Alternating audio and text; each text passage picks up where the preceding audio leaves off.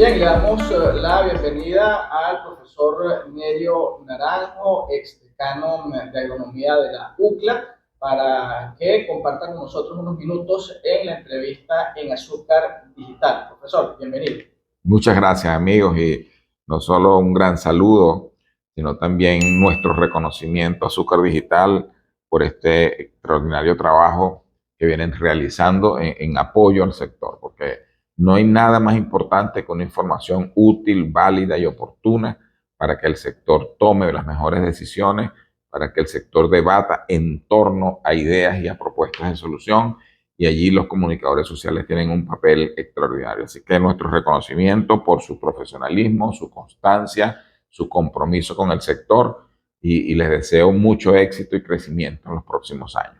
Sí, profesor, bueno, me gustaría que nos dieran su visión pues, como conocedor del área del tema de lo que es la cañicultura y la producción azucarera en el país, haciendo un ejercicio de cotidianidad.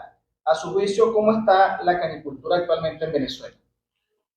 Bueno, la cañicultura en Venezuela en los últimos 5 años, 6 años, una vez que el país abrió la economía en términos de dolarización, en términos de apertura comercial, las importaciones y exportaciones, y en términos de regulación de precios y de regulación de la economía, la cañicultura pues inició un proceso interesante de crecimiento. Un crecimiento que, para ser sincero, ha sido fundamentalmente de tipo horizontal, expansión de fronteras, ¿verdad? Pero un crecimiento al fin, y un crecimiento que ha sido a pulmón propio y sustentado en el compromiso de los productores con su sector, y también aprovechando las ventajas que para el momento complejo de la economía tiene la cañicultura.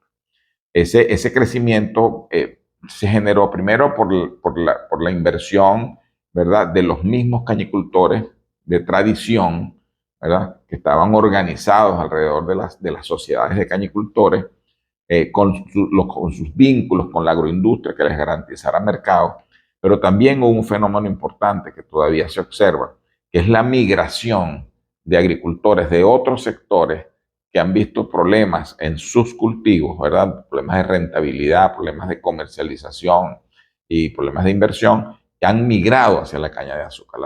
La caña de azúcar también se ha convertido en un sector receptor de inversiones y de agricultores que migran por distintas razones de otros sectores hacia sectores como la caña, buscando ¿qué? Buscando sectores con mayor estabilidad, con menor riesgo agronómico, con precios más estables también. Es decir, buscando una mezcla de seguridad y rentabilidad. ¿Usted considera que la cañicultura vive un buen momento en el país? Sí, definitivamente sí, pero no quiero decir con esto que esté exento de los problemas estructurales que tiene la economía. El sector cañicultor ha crecido a pulmón propio, pero ha venido acumulando y arrastrando una serie de problemas que están muy vigentes hoy en día y que tienen que ser objeto de acciones, tanto de los gremios como del Estado, para corregirlos y ponerlos en la sintonía correcta que deben. ¿Problemas como cuáles? Por ejemplo, rezago tecnológico.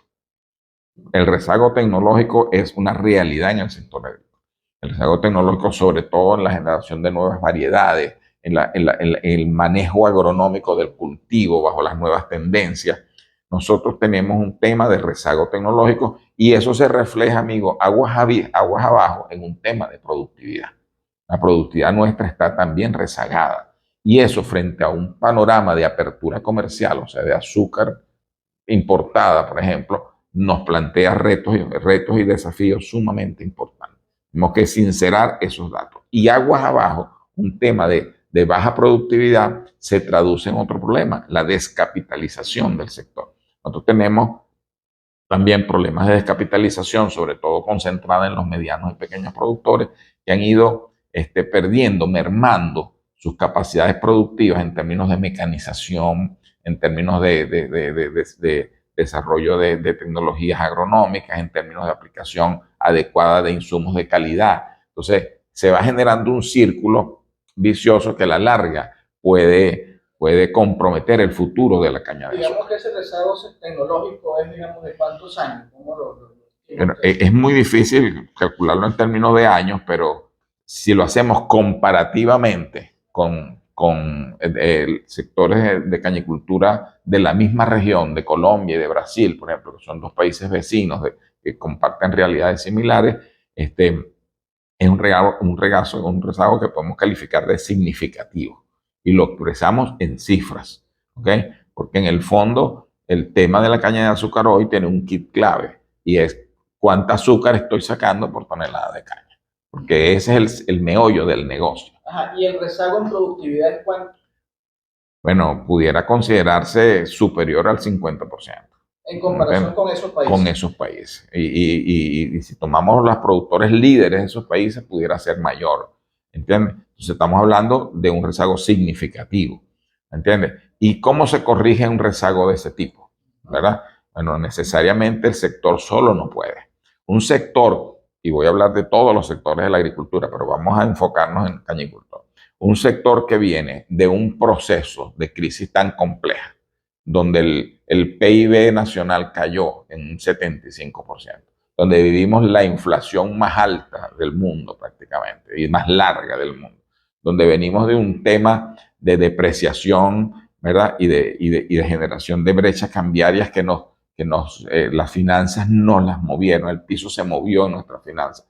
La inestabilidad económica tan alta, obviamente un sector que viene de acumular todo eso y de acumular un proceso de descapitalización importante, de pérdida de capacidades productivas, no puede hoy en día emerger ahora, hacerse de la noche a la mañana competitivo, ¿verdad? A enfrentarse a realidades de un mercado internacional que vienen de realidades totalmente diferentes.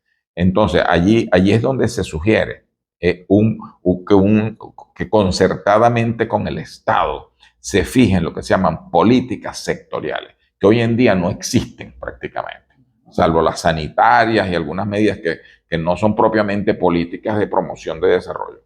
Esas políticas sectoriales se enfocan primero en una cosa: tenemos que declarar un periodo de reconversión empresarial y productiva. ¿Qué es un periodo de reconversión? Unos años bajo condiciones especiales, ¿verdad? Bajo unos apoyos muy bien racionales, ¿verdad? Para que el sector pueda nuevamente retomar, ¿verdad? El sendero de la capitalización y de actualización tecnológica con un financiamiento oportuno que no se ha tenido tampoco. Entonces, ese periodo de reconversión te va a decir algo así: está bien, vienes de una crisis estructural, vamos a dar un periodo con un apoyo racional y una protección racional también, ¿verdad? En la cual se deben planificar las importaciones, en la cual se debe manejar un precio tomando como referencia el precio internacional, pero sin obviar el contexto venezolano. Estamos hablando de un contexto único en nuestro hemisferio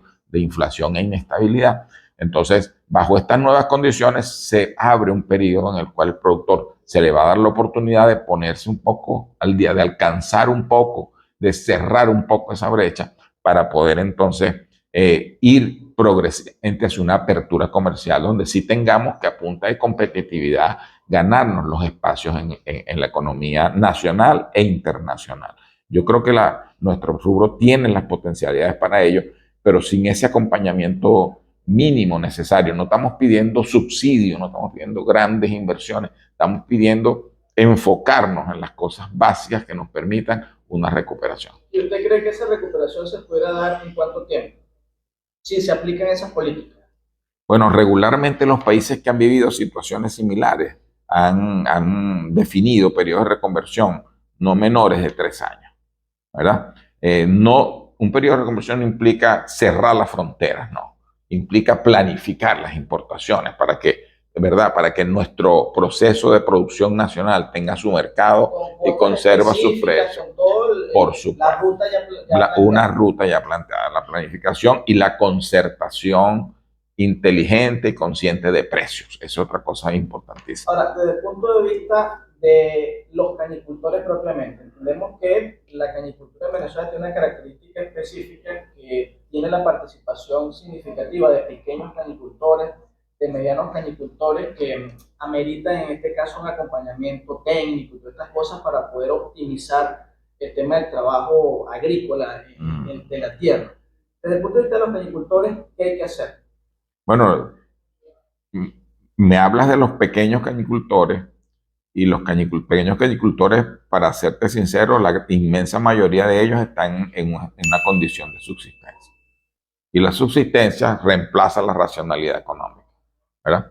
Te pones a subsistir y realmente entonces entras en un círculo peligroso de estancamiento, y hemos visto también la salida de muchísimos pequeños productores de la dinámica del sector, del circuito azucarero, ¿verdad? Y los que quedan están en un tema de sobrevivir y no tienen las capacidades financieras, humanas, físicas, de equipamiento, como para emprender un proceso de renovación de sus cañaverales, ¿verdad? Y sobre todo de crecimiento y diversificación económica. Es decir, creo que este es un momento bien crítico para el pequeño productor en la caña, y ahí es donde se enrola esto con qué papel debe jugar el Estado y qué papel deben jugar los gremios para salvaguardar ese pequeño agricultor y hacerlo sostenible en el tiempo. Eso es uno de los retos, yo diría, más complejos que tiene la cañicultura como tal. Entonces, eso implica profundizar la asociatividad. Nosotros desde SOCA se han hecho ensayos bien interesantes, por ejemplo, en mecanización. Un tractor para que pueda ser utilizado por 10 pequeños productores, ya que un pequeño productor no tiene acceso a un tractor, ¿verdad? Pero usted sabe lo que implica el culturalmente, gerencialmente, poner de acuerdo a 10 productores con unas normas bien claras para que puedan desarrollar, por ejemplo, un trabajo basado en el uso colectivo de una maquinaria. Eso es un proceso complejo y que a veces colide con la cultura tradicional muy individualista de ciertos sectores de la producción. Pero primera respuesta, la asociatividad. Fortalecerla, pero a la asociatividad fortalecerla en el concepto de optimizar el uso colectivo de recursos económicos. La segunda salida necesariamente tiene que apoyar la diversificación. Un productor de 5, 8, 10 hectáreas de caña que, ¿verdad?, difícilmente pueda con los rendimientos actuales sobrevivir y crecer. O sea, es la realidad. Por lo tanto, requeriría apoyo para que pudiera tener otras actividades agrícolas complementarias, como se ha hecho en otros rubros, ¿verdad? Y allí también el apoyo gremial y la asistencia técnica del Estado, que lamentablemente hay un gran vacío en esa materia, es fundamental. Diversificarse en función de tener una dinámica de ingresos anual diferente, ¿verdad? Y por último, formación, educación para la gerencia agrícola, para el trabajo agrícola. Necesitamos que nuestro pequeño productor se convierta en un microempresario. Y el microempresario es una persona que no solo empieza a hacer las cosas diferentes, sino que empieza a cambiar la visión, empieza a cambiar la forma de ver las cosas. Y en la medida en que él se siente empresario, estoy seguro que su planteamiento también va a cambiar. Es decir, el reto es muy complejo, hay muchas cosas por hacer. El sector tiene un buen impulso, tiene una extraordinaria recurso, un talento humano importante en sus agricultores. Hay motivación también. Hay motivación y expectativas favorables por todo lo que conocemos, pero tenemos problemas estructurales que hay que ponerlos en la mesa con franqueza y discutirlos en forma muy cruda. Profesor, el tiempo es corto, ya nos ha dado usted alguna visión del tema de la participación de los gremios. Ahora, desde el punto de vista de la agroindustria, pues este es un sector que trabaja de manera, digamos, enlazada con la agroindustria, en este caso con los centrales azucareros. ¿Cuál es digamos, el aporte que pueden hacer los centrales para fortalecer el sector? Claro, hay varios, pero el primero, vamos a vernos desde adentro. La agroindustria también tiene el reto del rezago tecnológico. Okay. ¿Entiendes? La agroindustria también tiene que anotarse en una renovación tecnológica que le permita ser más eficiente. Y eso también va a mejorar el tema de la extracción de azúcar y la calidad de azúcar en estos procesos. La agroindustria también tiene el reto de diversificarse para flexibilizar los mercados. Cuando tú vas a una agroindustria en Brasil, en Colombia, encuentras una agroindustria que te produce azúcar, pero si el azúcar baja de precios, tiene la opción del alcohol. También ganaderías vinculadas a la agroindustria para aprovechar los residuos y los desperdicios, que no son desperdicios como tal, son subproductos. Es decir, ves aquella agroindustria muy diversificada para consolidarse frente a situaciones de mercado y poderle dar también mejor respuesta a los productos. Esa es la primera, digamos, el primer reto que también lo tiene. No solo el agricultor el que tiene el tema del rezago tecnológico, es la agroindustria también, que vivió el mismo ciclo de crisis, o sea, el mismo ciclo de crisis. El segundo aspecto, recuerden que la agroindustria en su mayoría también son cañicultores. Ellos tienen sus propias unidades de producción y bueno, también comparten los mismos retos de productividad y de volumen, calidad y regularidad en la producción de caña. Ese es otro reto que tienen los países. Y el tercero, yo creo que aquí estamos hoy en día, el principal reto del país es que todos los sectores entiendan que tenemos que construir un país de ganadores. El país de ganadores significa que ya una empresa próspera aquí, rodeada de miseria, pobreza y complejidad, no es viable. Si algo nos llevó hasta aquí es haber descuidado ese aspecto esencial. Y ahí cada vez más la agroindustria debe sentarse con los productores y buscar fórmulas y compromisos que permitan que todos ganemos y sea sostenible esa ganancia en el tiempo para crecer juntos, porque eso es lo que garantiza a la larga la sostenibilidad del circuito azucarero. Yo creo en la agroindustria azucarera nacional, creo que ha tenido muy buenas iniciativas de apoyo. El caso de Soca y el Central Portugués y su alianza, creo que es un modelo a seguir. Lamentablemente eso no se ha replicado en otros centrales, hay unos más, unos menos, pero creo que todo el circuito azucarero debe tomar los mejores modelos y referencias porque la agroindustria y el productor tienen que ser aliados, pero no en el discurso, sino en la práctica, en las dinámicas de cooperación. Aquí no basta con ser competitivo, hay que ejercer la cooperación como forma de desarrollo conjunto. A mí me interesa que a mi vecino le vaya bien para podernos enfrentar juntos a un reto, por ejemplo, de competitividad de mercado. De manera muy concreta, desde el punto de vista de la investigación y la parte científica, ¿qué pasos se deben dar? Bueno, es un camino que hay que retomar, porque cuando hay crisis económicas tan profundas, no solo merma el financiamiento de la investigación, sino que la investigación pasa a un segundo plano, que no debería suceder en la lógica económica, pero lo impone la dinámica económica, ¿me entiendes? Y también en materia de investigación, nosotros venimos profundamente rezagados. Y por eso es que yo creo muchísimo en lo que se llaman las políticas sectoriales, porque la agricultura es contextual. No es lo mismo de la caña, una política para caña de azúcar que una política para maíz o una política para carne de bovina, ¿me entiendes? Cada sector tiene que generar en el debate y en unas propuestas bien interesantes de políticas sectoriales que le permitan fortalecerse en función de sus propias realidades y en una mesa donde diga qué pone el Estado y qué pongo yo.